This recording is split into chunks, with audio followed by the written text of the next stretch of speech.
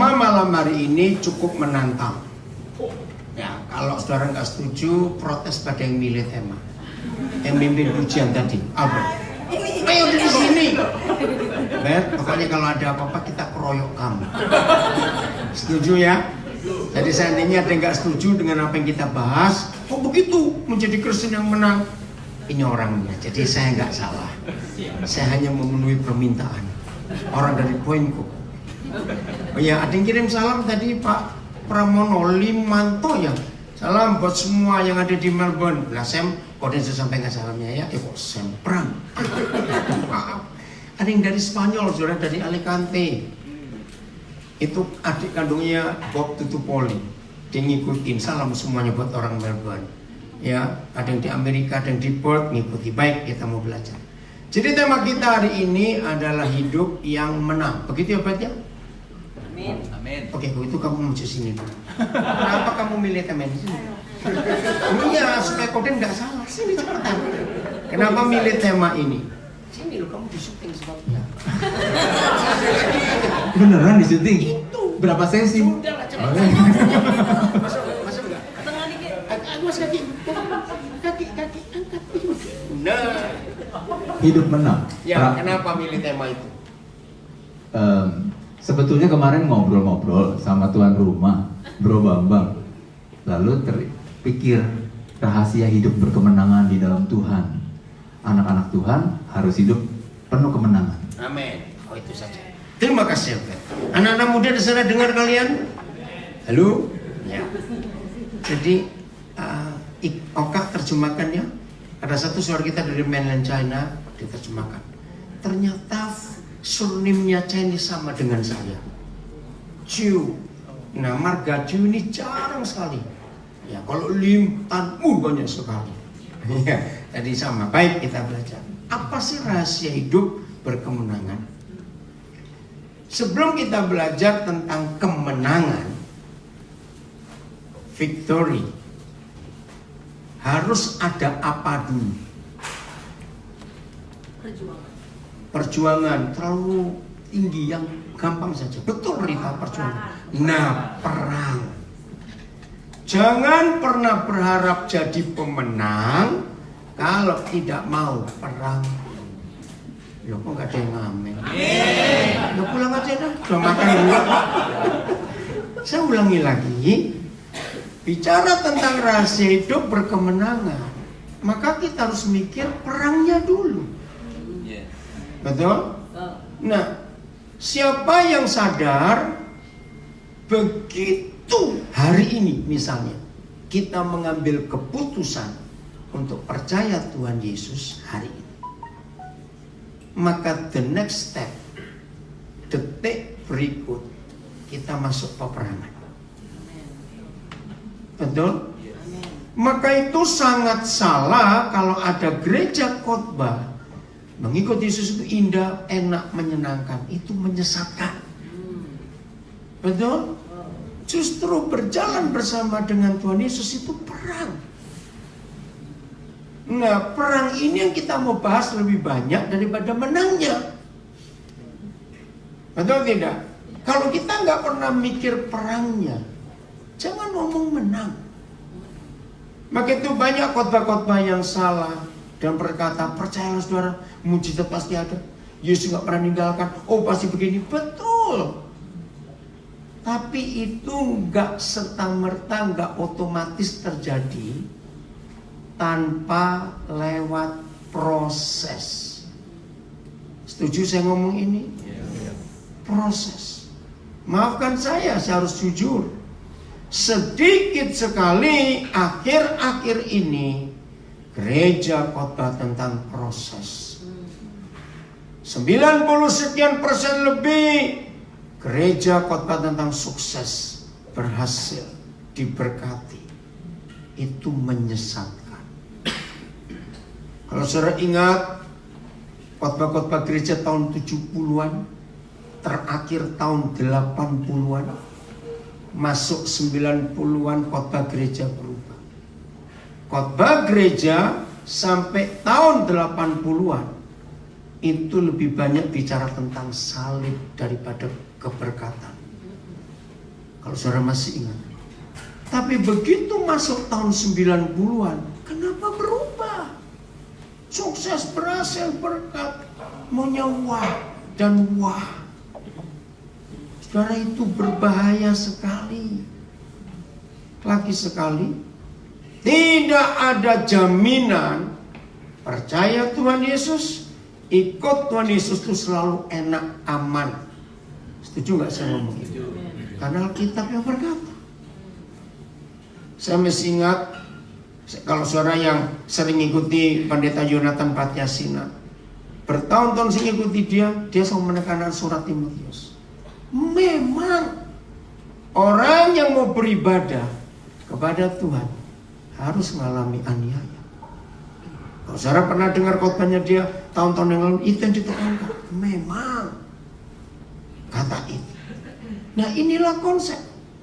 Mari kita lihat Filipi 1:29. Filipi pasal pertama ayat 29. Nah, untung tadi sudah makan duluan.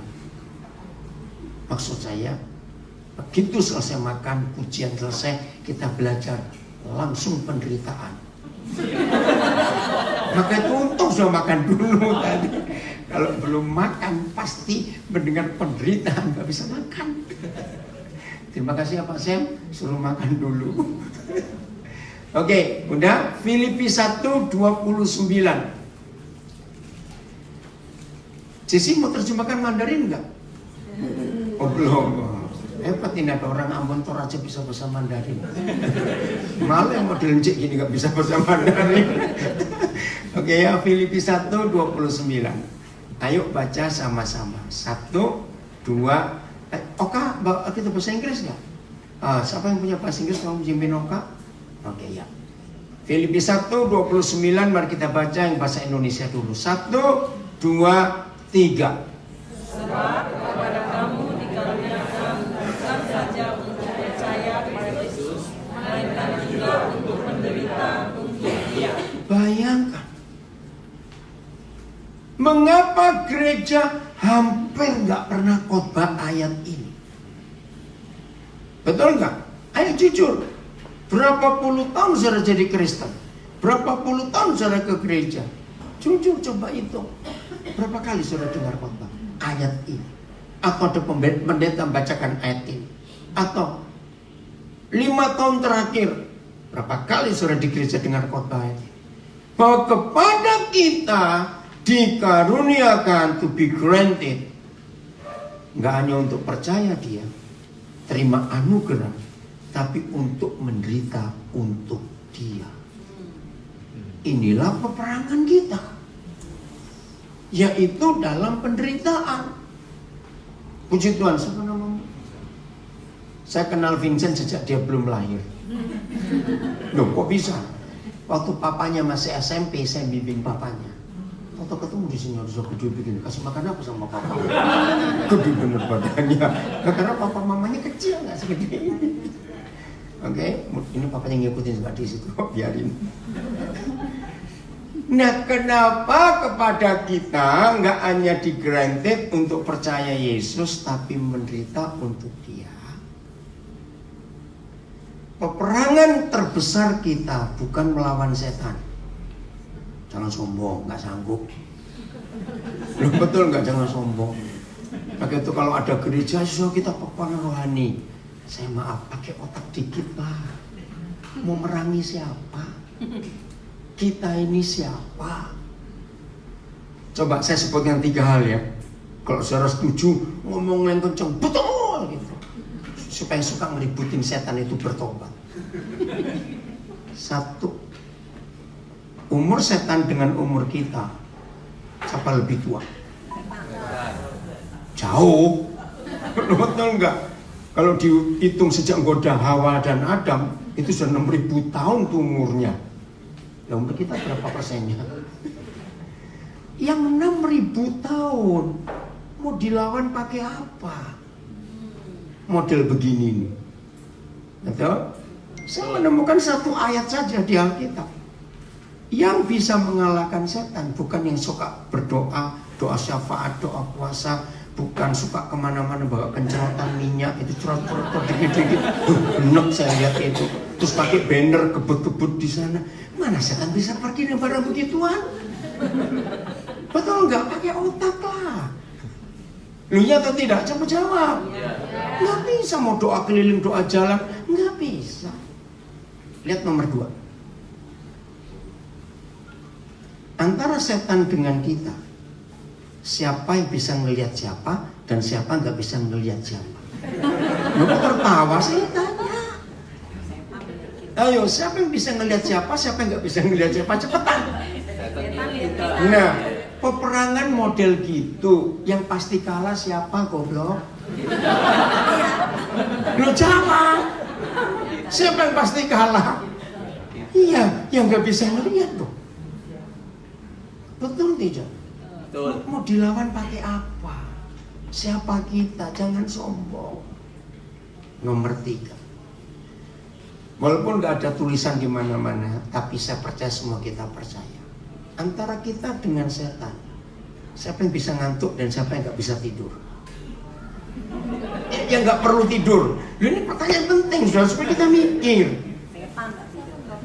Setan bukan cuma nggak tidur. Kalau ketemu coba tanya, setan, kamu tahu nggak ngantuk itu apa? Itu gorengan apa? Setan begitu. Betul? Nah, mereka yang ngantuk aja nggak tahu, apalagi tidur. Nah, kita ini apalagi doyan tidur itu. Jujur, mau perang model apa dengan mereka? Lu ngerti nggak, saudara?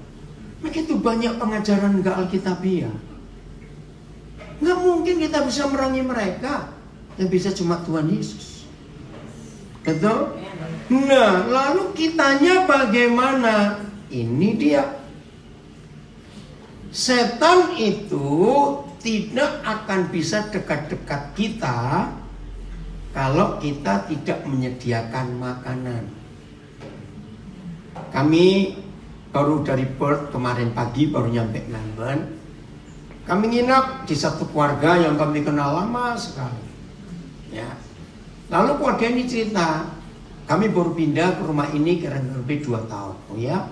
Nah, waktu kami masuk, aduh, kecoaknya banyak sekali. Nah, kami tidak mau pakai pest control. Mungkin ada anak kecil nggak sehat. Terus gimana caranya? Dia berkata, kecoak itu ada di rumah kita karena ada banyak makanan yang kececer. Lalu kamu apain? Saya tanya. Bersihkan rumah ini, jangan ada satu pun makanan. Dan ternyata betul. Kecoak itu keluarnya waktu malam, waktu kita tidur.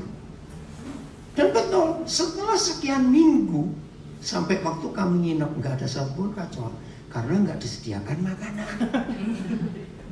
Ini serius, betul ya? Nah, siapa masih ingat Papa di surga menghukum ular di Kejadian pasal 3?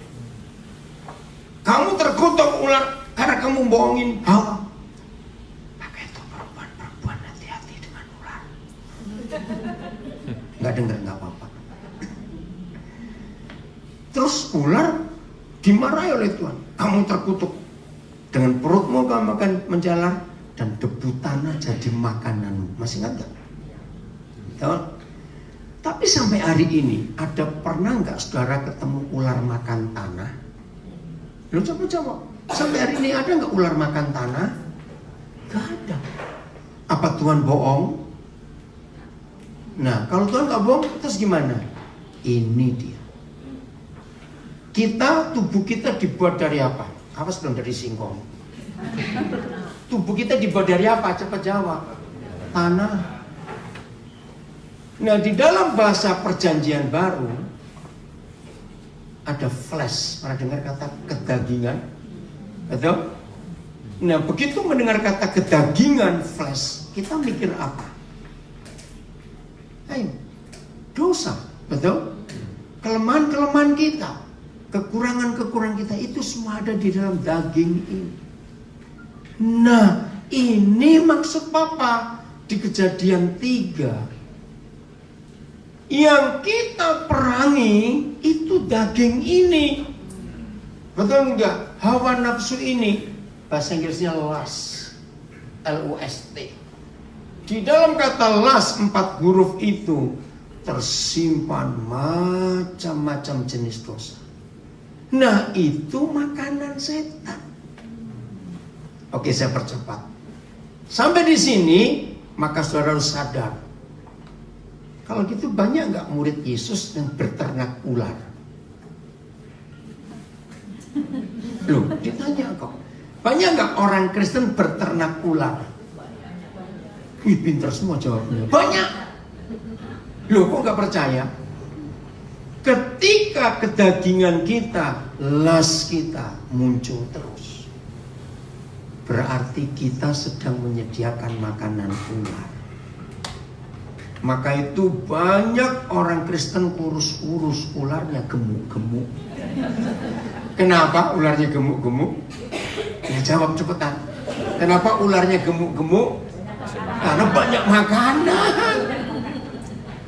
Nah, saudara, ini yang kita harus perangi, bukan setannya.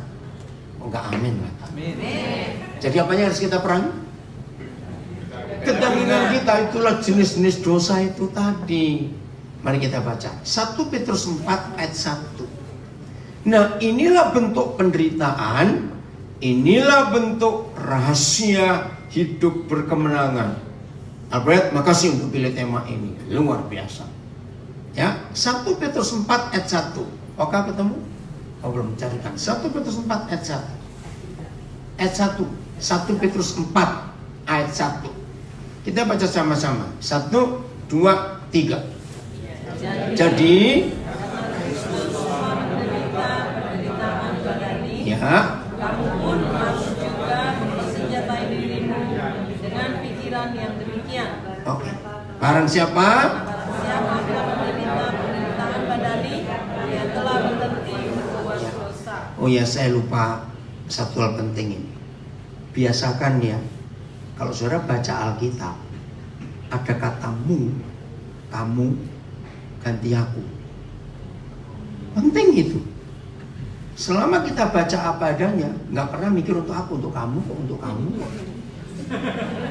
Betul nggak? Ini salah. Nah, saudara, maka itu kita nggak pernah menang, kamu terus. Ayo baca sekarang. 1, 2, 3. Jadi karena Kristus menderita penderitaan badani, aku pun pinter semua. mensenjatai Diriku dengan pikiran yang demikian.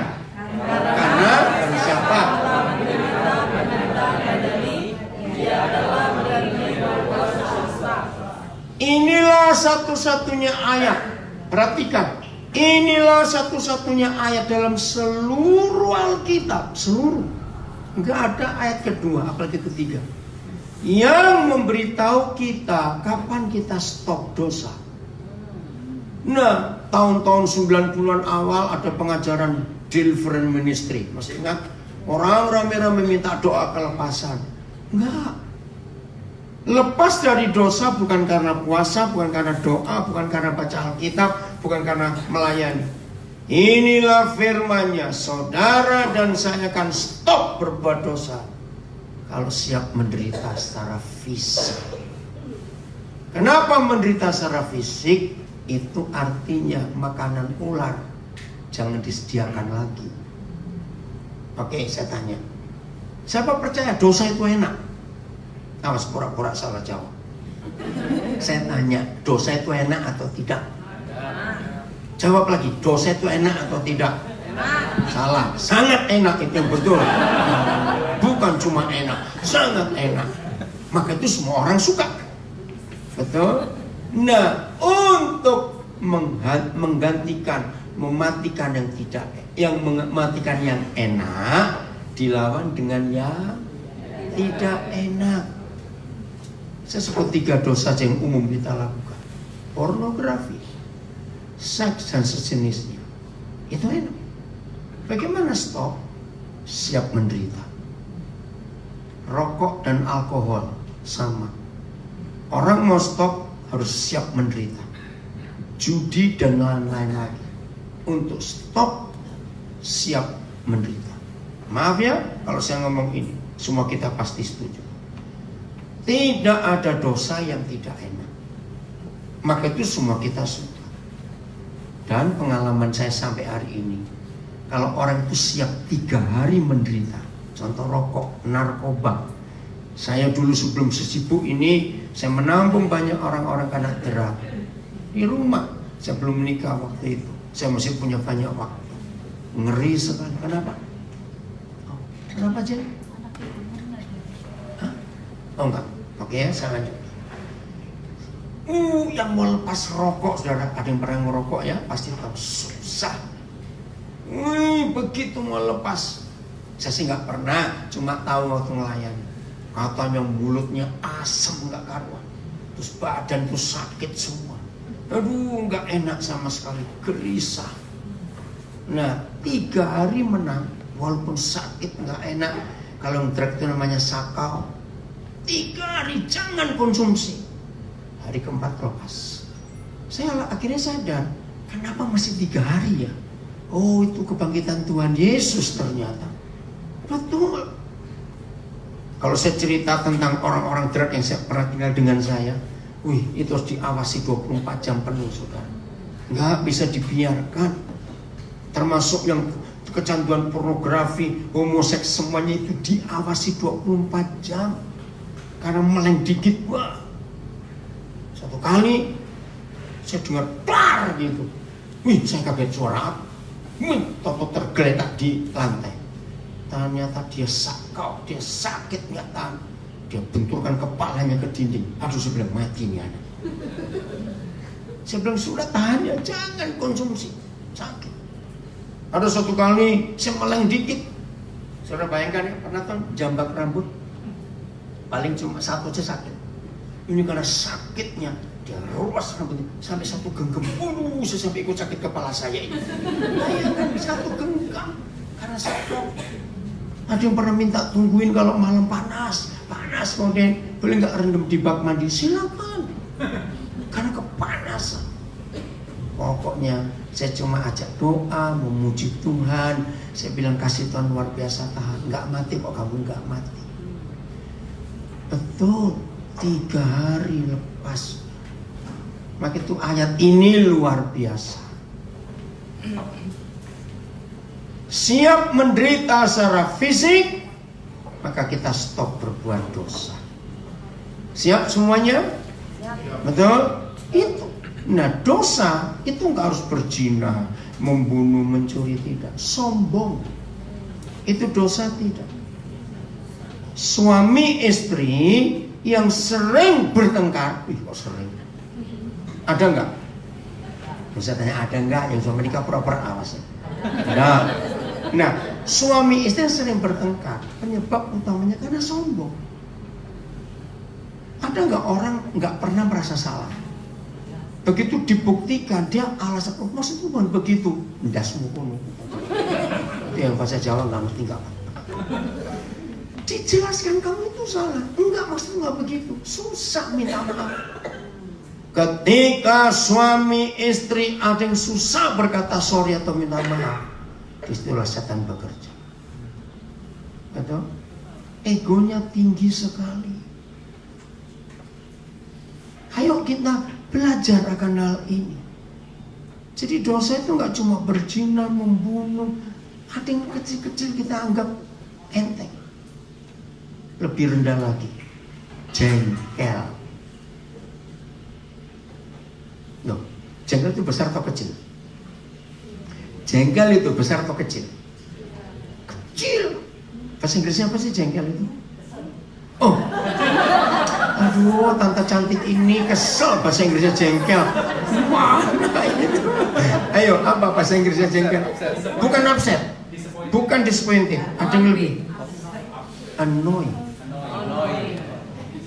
Upset itu sudah besar. Disappointed itu besar. Annoy, betul nggak? Annoy itu kecil. Loh, jawabnya atau tidak? Nah, tolong ya yang belum menikah dan pengen betul-betul kawin, dengar dulu kami yang sudah menikah mau ngaku pada kalian. Nah, yang sudah menikah saya minta jawab jujur dengan suara kenceng. Maksudnya yang di rumah juga harus jawab. Supaya pengen kawin itu mikir.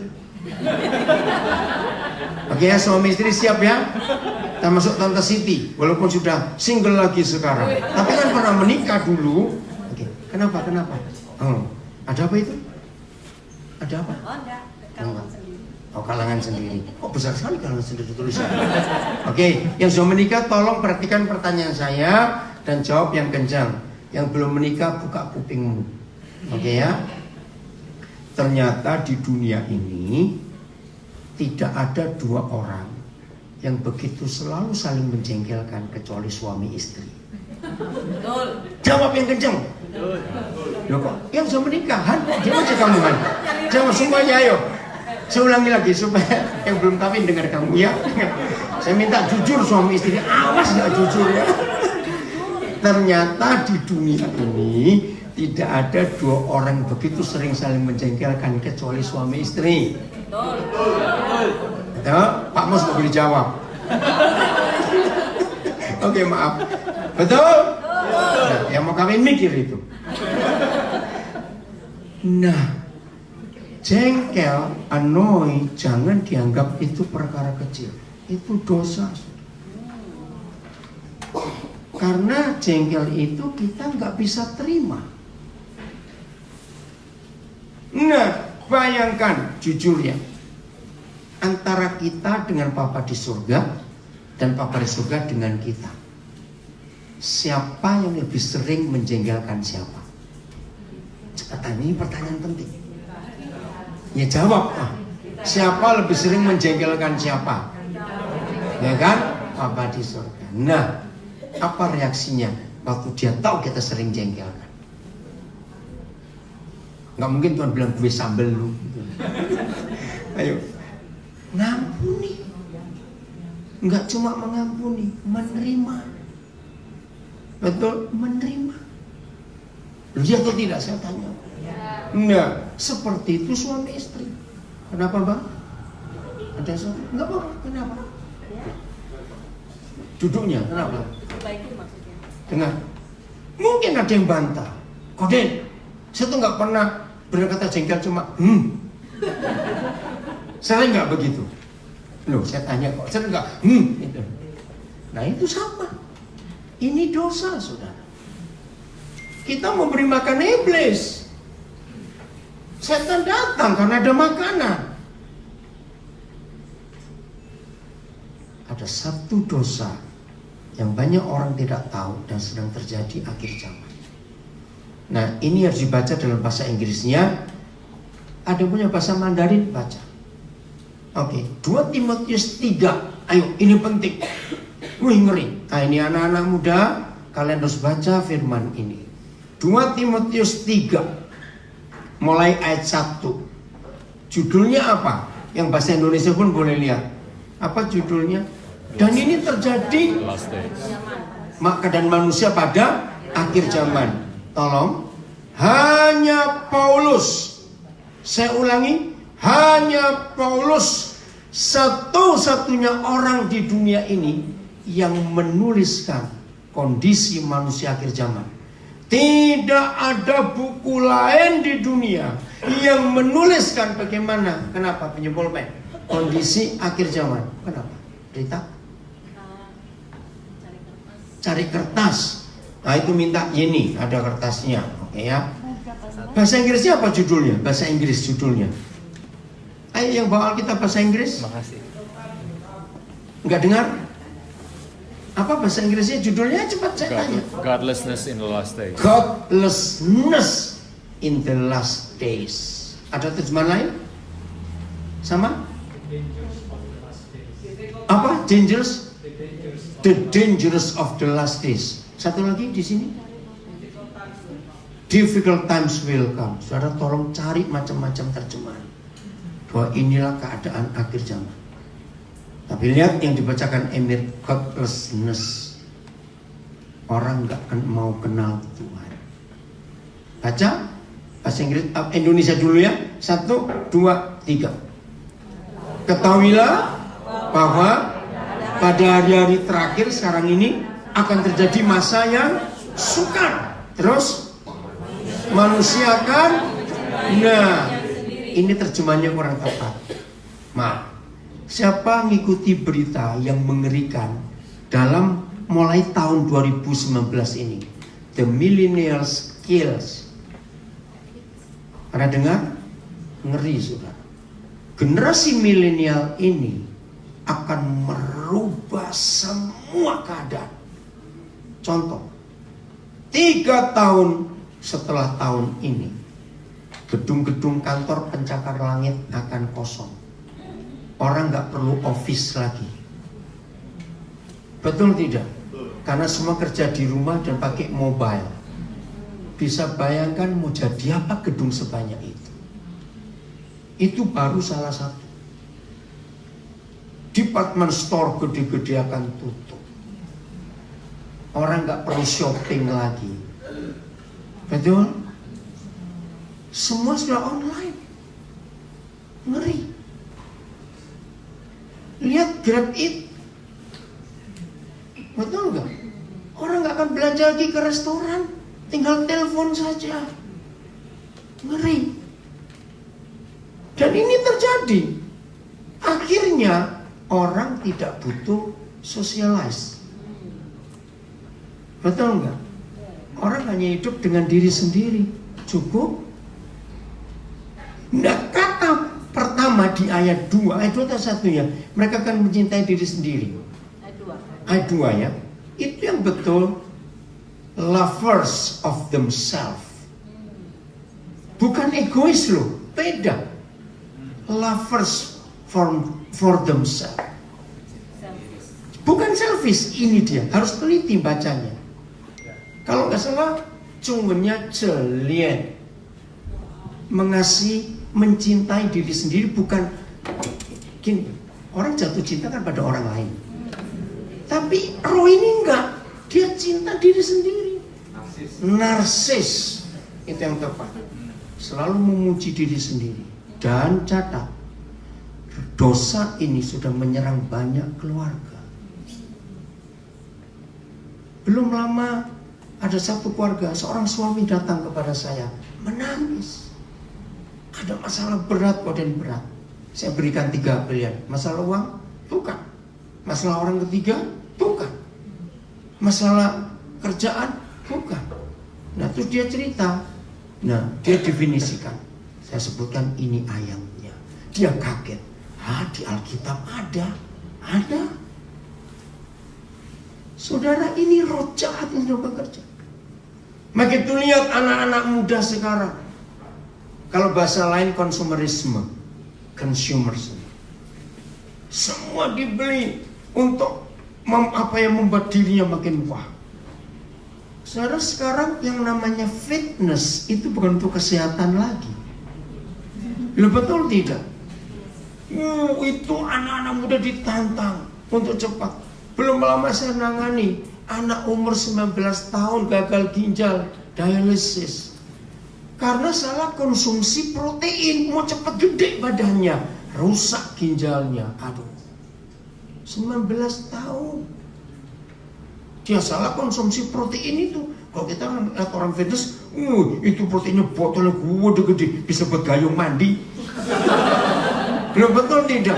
Itu pikir kok beli, ini mau obat untuk apa segede ini? Lovers for themselves. Ngeri. Maka itu ayat berikut. Apa? Mencintai diri sendiri. Terus apa? Cinta uang. Uang. Apa-apa diukur uang. Duit. Hati-hati. Nggak salah cari duit. Tapi ini the spirit of end time. Merusak. Nomor 3. Membual, omong besar. Terus menyombongkan diri. Terus fitnah. Ada nggak yang nggak hormat pada orang tua itu? Terus dia terus memberontak pada orang tua. Terus tidak tahu berterima kasih. I don't care. Terus tidak merugikan Tuhan. Ini generasi akhir zaman. Mengerikan sekali. Saudara perhatikan berapa universitas terkenal di dunia. Sekarang kuliah pun nggak perlu kuliah, online aja. Bayangkan, begitu cepat perubahan ini. Nah, inilah peperangan kita di akhir zaman. Betul? Roh ini merajalela. Kita yang punya anak harus hati-hati. Berbahagialah saudara kalau anak-anak saudara masih dengar kata orang tua. Berbahagia. Kalau tidak, ngeri. Berapa bulan yang lalu di Sydney, orang Indonesia sampai stres, anak cuma satu, perempuan. Begitu umur 17 pesta selesai. Karena tahu hukum, nggak mau diatur orang tuanya. Dia punya pacar, pacarnya nasihati. Nah, pacarnya tahu, opanya, karena ini cucu kesayangan opanya. Pas umur 17 tahun dikasih hadiah mobil, cukup mewah, Mercedes seri apa saya lupa. Nah, namanya papa mama, anak perempuan satu, jangan sering-sering keluar. Wajar bukan? Satu hari setelah umur 17 lewat, rumahnya dijebol. Ya pikirnya pencuri bukan? Mobilnya nggak ada dari garasi. Yang bawa anaknya. Yang ini orang tua lapor polisi dulu dong. Ada perampokan ini. Begitu ketangkap, ya anaknya sama pacarnya. Polisi nggak bisa ngapa-ngapain karena anaknya nunjukkan surat. Siapa yang beli? Itu hadiah dari opanya. Habis nggak? Jadi nggak bisa dikatakan perampokan karena kamu yang salah. Kenapa nahan milik anakmu? Waktu saya dengar itu nangis, ini papa mama. Kecil kami sayangi, besar begini. Hanya dengar pacarnya. Ayo. Inilah roh yang ada di akhir zaman. Ini kita perlu perangi. Bukan yang di luar, yang di dalam ini loh. Betul enggak? Yang di dalam ini. Begitu banyak. Nih, ngeri. Markus 7. Tolong nanti khususnya anak-anak muda baca di rumah sampai habis perikop 2 Timotius 3. Ya papa mama yang datang nggak dengan anak-anak baca kan. Suruh anak baca, mau bahasa Inggris, bahasa Itali, mau bahasa Jerman, bahasa Jawa, bahasa Batak, silakan. Itu penting membaca banyak. Ini ada orang Makassar, kamu bisa bahasa Makassar. Kamu bisa bahasa, ngomong papamu. Nah, Markus 7 mulai ayat 20.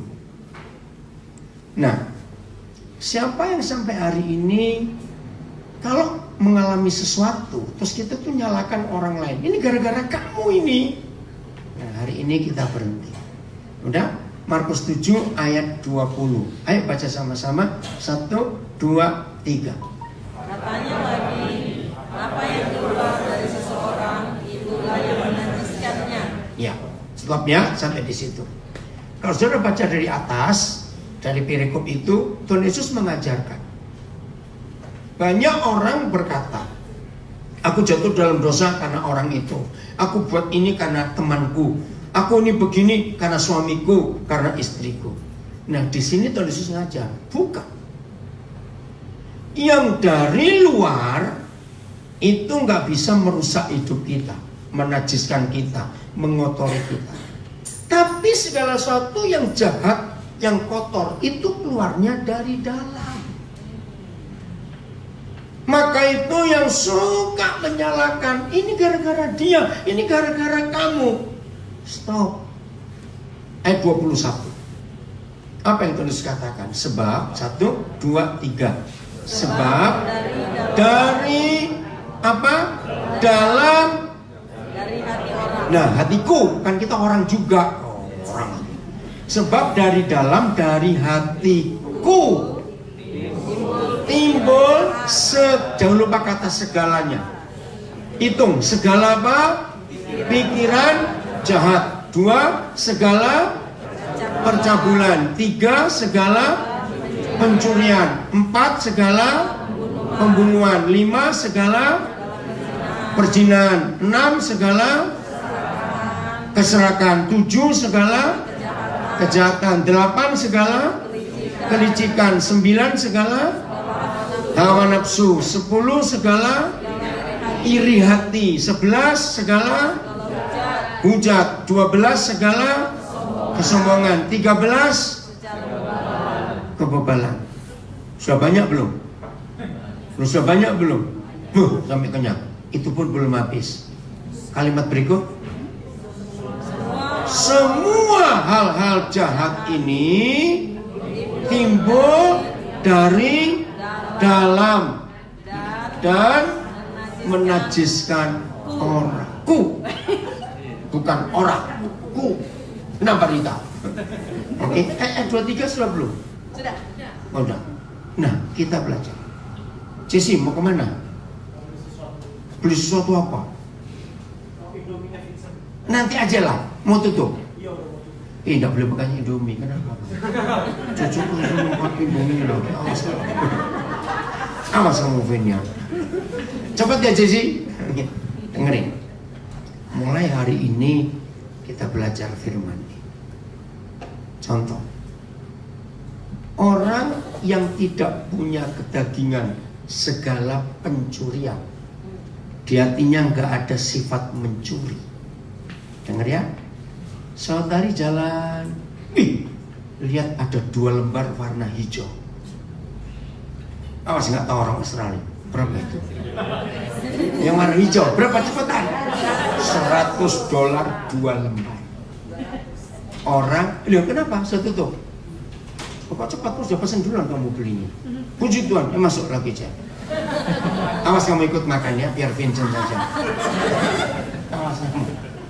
Vin, ntar om bilang mamamu. Kamu kasih duit belanjanya Indomie terus. Awas. Oke, lanjut. Ya, yang dengerin ini di Melbourne aja orang masih suka Indomie. Oke, saya lanjutkan. Orang yang di dalamnya tidak ada segala roh pencurian. Kita juga kalau nggak ada, lihat 2 lembar warna hijau itu $100. Pasti akan diambil, terus tanya security, ini uangnya siapa? Tolong carikan. Titipnya kalau ada orang lewat sini lagi. Orang itu di hatinya nggak ada pencurian. Tapi orang yang di hatinya ada roh pencurian, daftar tadi, nggak usah yang warna hijau, yang bundar segi 8. Berapa itu? Wih, pintar semua ya, 50 sen. Begitu dia lihat, terus dia tolak-tolak. Uangnya siapa? Uangnya siapa? Ngerti gak tolak-tolak itu? Mau apa? Dia mau ambil. Ngerti gak saya kasih ilustrasi ini?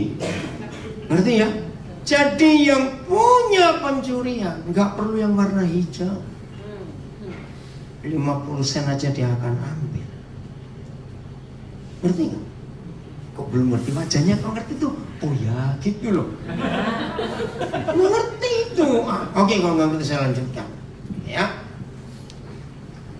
Siapa ingat kenapa Daud jatuh dalam dosa? Ayo, siapa ingat? Awas pura-pura ngintip. Salah, nggak ada kata ngintip di Alkitab. Jangan nambah-nambahin kamu. Siapa bilang ngintip? Nggak ada. Han beritahu Han, lagi ada acara. Dengar ya? Ayo, kenapa Daud jatuh dalam dosa?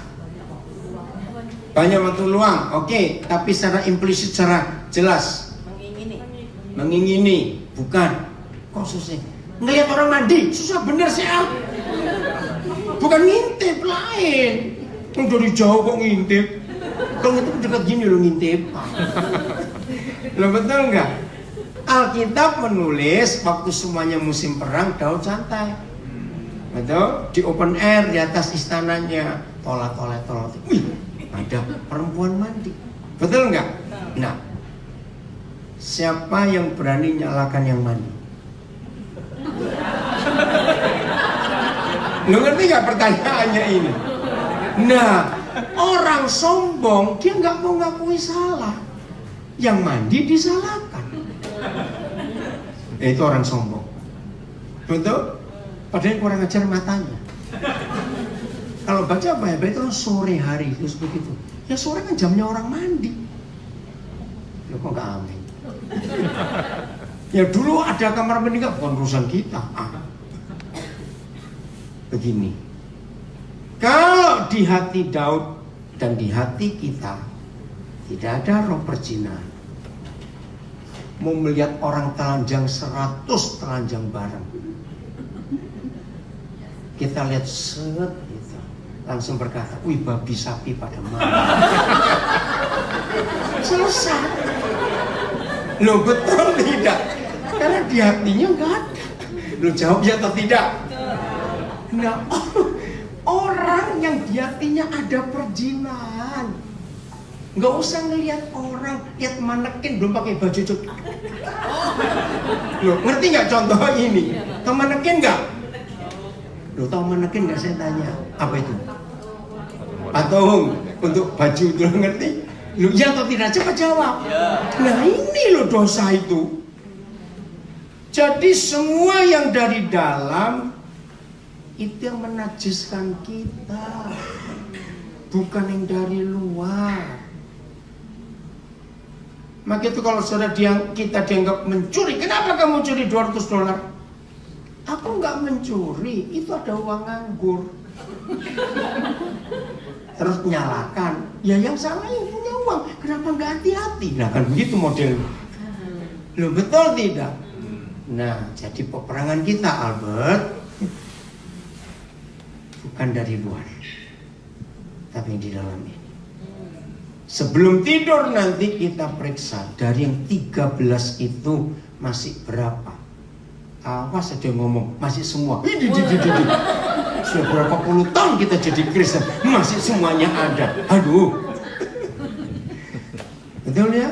Ini cara kita hidup. Nah, kembali ke 1 Petrus 4 ayat 1. Gimana cara kita menang atas dosa? Masa lupa. 1 Petrus 4 ayat 1 tadi. Bagaimana kita menang atas dosa? Siap menderita secara fisik. Enggak enak semua, tapi itu indah. Amin. Betul mau jadi pemenang? Itu luar biasa. Saya berikan janji. Wahyu 3 ayat 21. Mudah-mudahan saudara pulang dari sini tertantang. Kalau kita ingin menang, menang itu janjinya hebat, saudara. Wahyu 3 ayat 21 Revelation. Wahyu 3 21. Ini yang menang. Coba. Udah?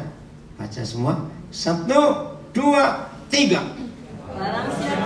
Nah, barang siapa menang, ia akan sama-sama dengan aku di atas aku, sebagaimana aku telah menang dan duduk di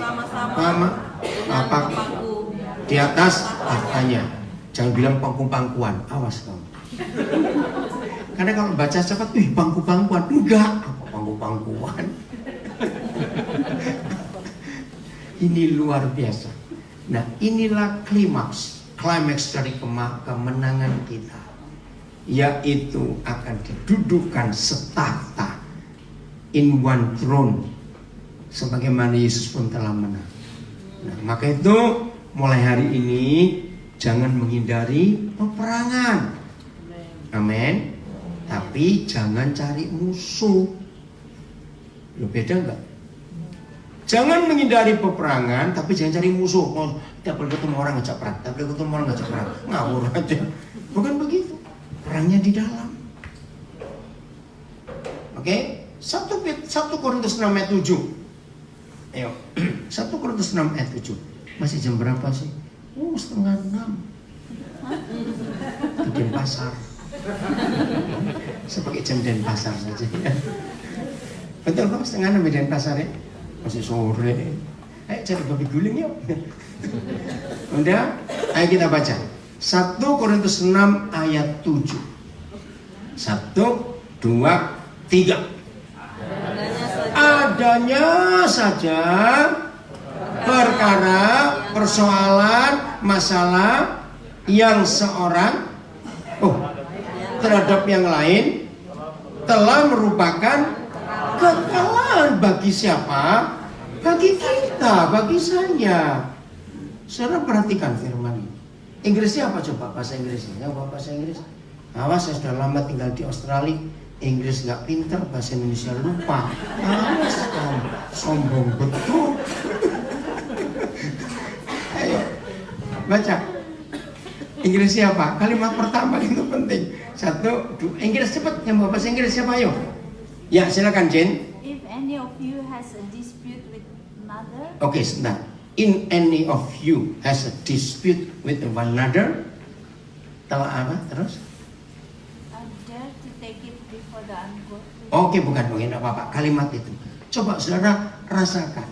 Ini kalimat bicara tentang masalah-masalah besar atau kecil. Dispute. Ini besar atau kecil sebetulnya? Kecil. Bayangkan. Dispute. Bukan problem. Adanya saja perkara-perkara kecil di antara sesama kita itu sudah merupakan kekalahan. We are defeated. Perhatikan firman ini. Ayo kita tanya lagi. Bagi yang sudah janda, sudah duda, katakan merdeka. Suami istri kalau sering ribut, tolong jawab ya, awas nggak jujur. Tuhan tahu. Suami istri yang sering ribut, atau sebagai kata lebih keren, suami istri yang rajin bertengkar. Loh, ada toh? Jawab, ada nggak suami istri rajin bertengkar? Salah, banyak. Oh ada, jujur lah saudara. Betul. Suami istri yang rajin bertengkar itu biasanya karena hal-hal besar atau hal-hal kecil. Yang sudah menikah jawab, ayo. Yang belum menikah belajar kamu ya dari kami sudah menikah. Betul enggak? Ributnya gitu tuh perkara kecil. Sandal, kancing. Loh, betul enggak? Ayo, betul yang kecil-kecil bukan? Loh ya atau tidak? Coba jawab saya tanya. Pura-pura ini enggak mau ngaku. Maka itu kita ini seharusnya kan sudah lebih pintar. Coba ya saya ngomong jujur ya. Seharusnya makin tua usia pernikahan kita dua saling kenal tidak? Seharusnya. Oke. Kalau dua orang kita saling kenal, karena sudah 20 tahun, 30 tahun, 40 tahun menikah, logikanya jadwal berantemnya kurang atau tambah kalau saling kenal? Kurang. Nah, saya tanya faktanya. Lu jawab. Faktanya, kenapa makin tua makin goblok kita ini? Lo betul tidak? Lo jawab dong saudara. Seharusnya kita makin tua kan makin pinter, makin bodoh. Karena kita membiarkan dosa bekerja di hati kita. Jengkel. Kenapa kita rajin bertengkar? Karena ngomongnya gini, heran gua, kok gak ngerti lo ini? Sering gak suami istri ngomong begitu? Nah yang satu juga sama, gua juga gak ngerti. Maka itu adanya saja perkara dispute antara kita dengan lain itu sudah kekalahan. Jadi makin lama usia pernikahan kita, harusnya kita saling kenal ya. Oh, jadi istriku nggak mau kalau aku begini. Oh, suamiku nggak mau kalau aku begini. Harusnya begitu. Kan satu hari saya pernah bereskan sebuah pernikahan. Nah, yang satu ini paling nggak suka ada orang kentut. Ada orang begitu bukan? Nah, Toto, meribut mereka. Ini siapa yang kentut di sini? Loh, kan nggak ada orang lain, cuma kamu dua. Kalau nggak kamu ya dia. Kenapa ribut? Ngerti nggak contoh ini?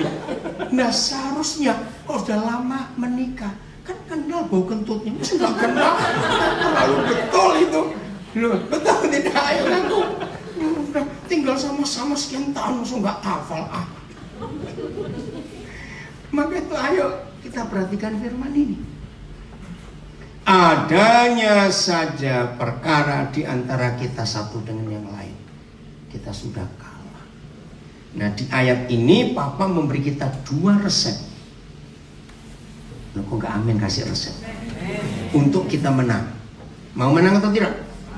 Kalau nggak mau, saya nggak mau bacakan saja. Firman itu mahal. Udah, kalimat berikut. Mengapakah? Baca. 1, 2, 3. Mengapakah?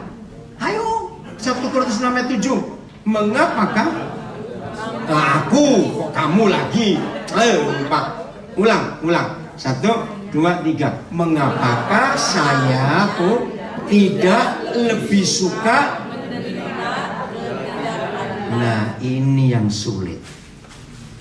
Yang kedua, resep kedua, mengapakah aku tidak lebih suka dirugikan? Ayo jujur, berat atau ringan hukum ini, resep ini? Berat atau ringan? Berat, yang nggak mau kalah. Betul tidak? Tapi yang mau menang, ini ringan. Apalagi di negara-negara barat, it is my right. Wih, kencang betul. Ini hakku, ini hak. Terus suka ngesu. Hari ini kita belajar. Bahasa Inggrisnya apa? Coba lihat. Ya bagus kan? Ayo bahasa Inggris cepat. Ya silakan baca. Ada bahasa Inggris? Oh enggak, Mandarin. Bukan. Oh Indonesia yang bahasa Inggris cepetan. Ayo. Siapa? Amir. Why not rather be wronged? Why not rather be defrauded? No, nggak enak. Why? Not be wrong. Atau apa kata berikut? Defrauded. Yeah. Nggak enak. Tapi ini yang dialami oleh Tuhan Yesus. Nggak amin. Dia mengalami penderitaan itu karena bukan salah dia, bukan? Kan karena kita. Maka itu kalau suami istri, kalau sesama kita in the community selalu berkata, oke lah. Kenapa oke? Ingat, saudara dan saya, perhatikan, saudara dan saya, waktu lahir punya apa-apa atau tidak? Jawab. Sekalipun orang tua saudara punya pabrik emas. Di Surabaya saya kenal keluarga besar punya pabrik emas. Itu import, diekspor ke luar negeri. Wih keren. Namanya UBS, usaha bersama. Itu kakak beradik. Dari mamanya dari Hokkien, Totok. Saya kenal mama mereka waktu masih hidup dulu. Pendoa luar biasa. Oh sekarang terkenal sudah buka UBS itu pabrik emas. Kaya sekali. Cinta Tuhan. Nah, sekalipun orang tua kita pabrik emas, waktu anak lahir langsung pakai cincin. Jawab. Menakutkan. Ngerti maksud saya tanya ini? Bahwa sejak kita lahir kita ini sudah miskin, gak punya apa-apa. Gigi saja pinjam. Lahir ompong, tua mati juga ompong. Kalau orang mati tua giginya lengkap itu pasti gigi palsu. Loh, betul atau tidak? Mau sombong apa? Gigi aja pinjam. Hehehe, coba ini. Loh, betul tidak? Loh, ya atau tidak saya tanya? Begini, saudara dan saya tidak boleh pernah merasa rugi dan dirugikan. Loh, orang yang merasa dirugikan, dia pasti orang kaya di dunia. Orang miskin yang punya cuma pas-pasan, nggak pernah merasa dirugikan. Lo jawab iya atau tidak? Ya sudah. Ngapain kita harus protes dan nuntut kalau kita dirugikan? Semuanya pinjam. Yang kedua, orang yang sadar siapa waktu lahir, orang itu nggak pernah merasa, aku kehilangan, kok barangku hilang? Nggak ada. Nggak pernah punya apa-apa kok hilang barang. Lo sadar nggak kan? Maka itu dalam hidup saya selalu menyiapkan, ya istri saya, anak-anak saya, siapa saja. Catat 2 hal. Selama kita hidup harus punya persiapan 2. 1, suatu hari pasti akan kehilangan sesuatu. Suatu saat akan kehilangan seseorang. Betul atau salah konsep ini? Nah, saya belajar dari ayat 7 ini. Maka itu kalau saya menghibur orang berduka, orang kehilangan, rumahnya kebakar, mobilnya tabrakan, dia cuma pakai ayat ini. Kalau saudara dan saya selalu punya persiapan, kapan saja aku pasti akan kehilangan sesuatu. Dan kapan saja aku akan kehilangan seseorang. Maka ketika semua terjadi, grieving kita nggak akan berat. Betul? Kesedihan kita nggak akan berat, kan sudah siap. Kok nggak ada yang ngamen sih, susah. Betul? Ingat sejarah Alexander the Great, orang terkenal di dunia, masih muda sudah menjajah dunia. Waktu dia mati pesan apa? Tangannya suruh mengeluarkan dari peti. Ingat, itu sejarah. Dan gimana? Dia minta tangannya suruh buka untuk dunia tahu. Akhirnya mati juga, nggak bawa apa-apa. Orang sehebat itu sampai hari ini belum pernah ada di dunia orang sehebat dia. Sekarang yang paling kaya, raja paling kaya itu Sultan Bolkiah dari Brunei, kedua Ratu Elizabeth. Tapi nggak ada sehebat Alexander the Great. Dalam sejarah, Alexander the Great itu nomor 2 setelah Raja Salomo. Catat. Sampai hari ini belum ada orang yang ketiga. Toh matinya bilang sia-sia. Anak-anak muda, kalian boleh cari duit, tapi ingat, jangan uang jadi segala-galanya. Karena suatu hari akan hilang juga. Belajar dari orang-orang sukses di dunia, mau bintang film, mau artis, mau atlet ya, orang olaragawan, orang-orang kaya. Lihat, begitu ada goncangan ekonomi, yang mati duluan mereka. Betul? Yang hidupnya pas-pasan, nggak mati-mati. Karena ya pas-pasan, apa lagi? Betul tidak, saudara? Maka itu betul kata Tuhan Yesus, jangan pengen kaya. Tidak ada manusia lain di dunia selain Tuhan Yesus yang berkata orang kaya itu lebih cepat masuk neraka. Kok gak amin? Loh, kok protes? Oke, saya balik yang benar. Kan sama, Yesus berkata, siapa yang lebih susah masuk surga? Lo jawab, Yesus berkata siapa yang lebih susah masuk surga? Ya, kan sama kalau saya balik lebih cepat ke neraka. Lo kan sama. Kenapa saudara protes? Lu ya atau tidak?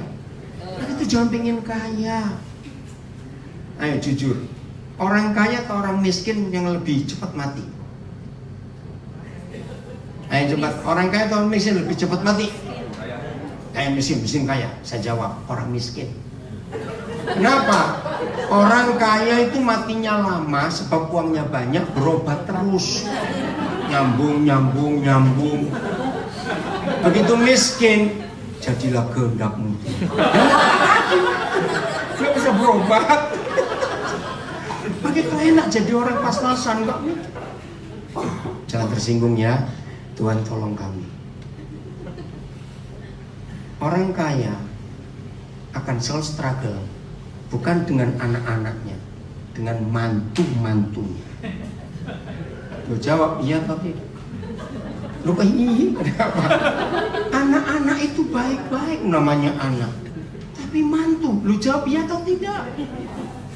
Lo iya atau tidak? Saya tanya kok. Struggle loh saudara. Lo kok nggak jawab? Iya atau tidak? Ya sudah, jangan pengen kaya. Nomor 2, waktu mereka dua masih hidup, ini suami istri kaya ya, saling janji ya, nanti siapa mati duluan jangan kawin lagi. Oh ya, nah, kok sudah mati mana tahu kawin itu tidak.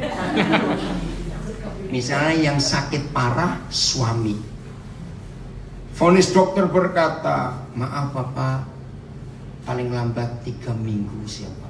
Aduh, berusaha, oke. Dalam keadaan dia nggak berdaya di tempat tidur, maaf, ayo pura-pura kaya sebentar yuk, terus mikir, ngerti nggak maksudnya? Ayo kita pura-pura jadi orang kaya. Saya suami kaya, saya mau meninggal, Istri saya berkata, ya kalau siapa duluan aku nggak menikah lagi, misalnya. Boleh nggak saya pikir, ya mana tahu aku dia menikah lagi atau tidak, kau sudah mati. Aduh, kalau sampai aku mati duluan, enak laki-laki yang akan teruskan ini semua. Lu ngerti nggak kata itu? Kira-kira begitu nggak orang kaya yang mau mati? Lu jawab. Nah, begitu pula sebaliknya. Kalau istri divonis, maaf ibu, usia ibu tinggal 3 minggu, dalam keadaan terlentang di tempat tidur, dia mikir gelangnya, tas Hermenya, perhiasannya, siapa yang pakai setelah ini ya? Boleh tidak mikir begitu? Loh, suruh pura-pura kaya kok susah bener. Loh, betul atau tidak? Itu loh gak enaknya orang kaya, saudara. Maka itu kalau kita kaya karena berkat Tuhan, kita berbagi. Amin. Ingat loh, orang yang duitnya banyak mati belum buat warisan, itu diambil negara loh uangnya. Ingat itu baik. Betul? Ngeri sekali. Banyak orang tua. Coba yang belum nonton filmnya tentang Getty atau Getty namanya, saya 4 kali nonton, saya nangis. All Money in the World. Ada yang pernah tahu nggak film itu? Film bagus sekali. Orang kaya terkenal di Los Angeles, orang pertama di dunia yang buat kapal tanker minyak, itu tahun 50-an awal. Waktu Getty ke Arab, dilihat minyakmu begitu banyak, ya bingung kami bawanya bagaimana. Dia buat tanker pertama. Sekarang rumahnya diambil negara, pemerintah California jadi museum. Wih, itu rumah mewah. Aduh, waktu saya lihat film itu nangis. Saya ngajak berapa teman nonton. Itu film bagus, All Money in the World. Dia punya 17 cucu. Anaknya ngaco semua. Pernikahan anak-anak gak ada yang benar. Cucu kesayangannya namanya Paulo diculik, minta tebusan. Nah, mama mantunya jadi mama kandung Paulo, ya nangis dong, namanya anak. Dia datang ke mertuanya, dia bilang urus sendiri, nggak keluar $1 pun. Tapi batin Getty tersiksa, ini cucu kesayangan. Sampai suatu hari wartawan datang, Getty, kamu kenapa begitu kejam? Jawabnya begini, kejam? Cucuku 17. Kalau 1 aku bayarin, terus yang lain bagaimana? Bayangkan, akhirnya dia mati, stroke serangan jantung karena sedih. Dengan uangnya dia nggak bisa nebus cucunya. Wih, itu film bagus. Orang-orang kaya harus nonton film ini. All Money in the World. Kita anak-anak muda, uang boleh kamu cari, tapi jangan uang adalah your aim. Hati-hati. Hanya Tuhan Yesus yang berkata uang itu setan. Oh, sudah habis. Belum. Betul, uang itu setan. Hanya Tuhan Yesus yang ngomong. Tidak ada manusia lain berkata Mamon itu setan. Betul, saudara. Kalau saudara dengar kata ISIS, Islamic State, itu bukan agama, bohong. Itu karena uang. Mereka ingin menguasai ladang minyak yang ada di Irak dan di Syria. Semua pertengkaran di dunia karena uang. Atau lihat Australia, pembunuhan, kekacauan di politik, di parlemen, uang. Maka itu papa mama, jangan sibuk untuk anak kita uang dan uang dan uang, jangan. Ajari anak-anak kita untuk bisa berkata enough, cukup. Itu kemenangan yang luar biasa. Maka saudara dan saya akan jadi pemenang kalau bisa berkata cukup akan hidup ini. Amin. Apa itu cukup? Ayat terakhir, 1 Timotius 6 ayat 8. Anak-anak muda, inilah kata cukup. 1 Timotius 6 ayat 8. Luar biasa firman ini. Jadi kalau saudara sangat diberkati dengan firman ini, berterima kasih pada Albert karena dia milih temanya. Bet, kamu dengar gak ngomongnya? Oh enggak, ya enggak apa-apa saudara. Dibaca. 1 1 Timotius 6 ayat 8. Ayo baca sama-sama bahasa Indonesianya. 1, 2, 3. Asal ada makanan dan pakaian cukuplah. Titik atau koma? Titik. Jadi artinya bukan koma emas 4 kilo, rumah 12, mobil 4. Enggak. Cukup. Jadi begini, kata enough, kata cukup, asal nggak kelaparan dan nggak telanjang. Amin. Nah, anak-anak muda harus bisa mengatakan kalimat ini. Hidupmu jangan consumerism. Jangan kita diperbudak. Ada kata hedonisme. Jangan. Cukup. Kalau kita punya lebih, simpan. Tapi kalau Tuhan minta, kasih. Itu saja hidup ini. Enggak berat. Setuju ya? Nah, begitu setan tahu kita nggak pernah bisa berkata cukup, maka kita akan jadi budak setan. Tidur nggak nyenyak karena mikir ingin kaya, ingin kaya, ingin kaya. Ayat 9. Teruskan. Ngeri. Ini orang ingin kaya. Sampai 10. 2 ayat ini. 9. 1, 2, 3. Tetapi mereka yang ingin kaya. Nah, ingin kaya. Bukan nggak boleh kaya. Ingin. Terus akan terjatuh ke dalam pencobaan, jerat, berbagai-bagai nafsu yang hampa. Terus yang menyengsarakan. Terus menenggelamkan orang dalam keruntuhan. Terus dan kebinasaan. Itu hanya gara-gara ingin kaya. Ngeri. Anak-anak perhatikan, hampa, empty. Maka itu kenapa orang yang sering terganggu jiwanya itu orang sukses, orang kaya, nggak tenang. Jadi mulai hari ini belajar bisa berkata cukup. Nggak punya uang nggak masalah, nggak amin. Siapa bilang nggak punya uang masalah? Nggak ada, betul? Loh, kok nggak percaya sih? Tuhan Yesus itu nggak punya uang. Tahu ayatnya nggak? Waktu dia harus bayar pajak untuk rumah sembahyang, uangnya ambil di danau, di mulut ikan. Jadi kalau saudara sering nggak punya uang, itu sahabatnya Tuhan Yesus. Justru banyak uang itu. Oh nggak amin. Itu firman Tuhan. Ada yang tanya, ya tapi koden. Kalau pas nggak punya uang lapar gimana? Gampang, saya punya cara. Mau diikuti juga boleh, nggak juga nggak apa-apa. Jam makan datang ke rumah teman baikmu. Tapi jangan tiap hari. Loh serius saudara, itu yang saya lakukan. Sering kami nggak punya waktu. Kenapa? Nah kalau saya sampai sana nggak diajak makan, langsung batin senasib. Ya udah pulang saja, minum air. Mau ngapain nggak diajak makan? Nah, kalau gitu kan enak hidup itu. Nah jujurlah, kalau saya di Melbourne nggak punya duit, masa ke rumah seorang nggak dikasih makan, jam makan? Kasih, terima kasih. Pokoknya jangan tiap hari itu saja. Kaya boleh, katakan amin. Tapi ingin kaya itu jahat. Jadi peperangan kita untuk menang. Kenapa? Jangan dong jangan, saya nggak enak. Will nggak jangan gitulah. Oke ya, dengerin. Jadi kemenangan kita bukan dengan yang dari luar. Yang di mana? Dari dalam. Mau pulang dari sini mengosongkan makanan setan di rumah kita? Loh, kok enggak? Terus dari hati kita itu tadi tersinggung, jengkel, macam-macam banyak. Maka semua kita akan jadi orang-orang hebat kalau kita seperti itu. Nah, bagi saudara-saudara yang ingin dengar podcast saya, bersyukur ada anak-anak saya yang hebat. Sosial media ini dipakai. Jadi khotbah-khotbah saya ada di semua sosial media.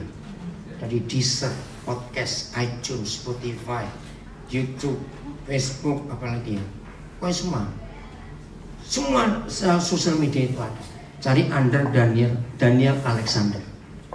Ada yang kata Papua, ada yang cuma Alexander. Di situ saudara bisa dengar khotbah-khotbah ini. Sekarang ada live streaming lagi. Ini Deja tadi kita telat bukan mulainya. 8 orang kontak. Kok belum mulai? 2 hari saya nggak live streaming. Ada yang tanya, kenapa kok 2 hari enggak? Saya bilang enak aja suruh khotbah tiap hari. Serius, bersyukur dengan sosial media ini. Ada yang mau tanya sebelum kita akhiri? Jangan tanya pengen jadi kaya gimana, jangan, nggak penting itu. Ada yang mau tanya sesuatu? Tante Siti mau tanya enggak? Ayo, ada yang mau tanya? Nggak ada? Ya udah kalau tidak. Tuhan memberkati kita semuanya. Tepuk tangan buat para pemenang ini. Berdiri sendiri, puji Tuhan.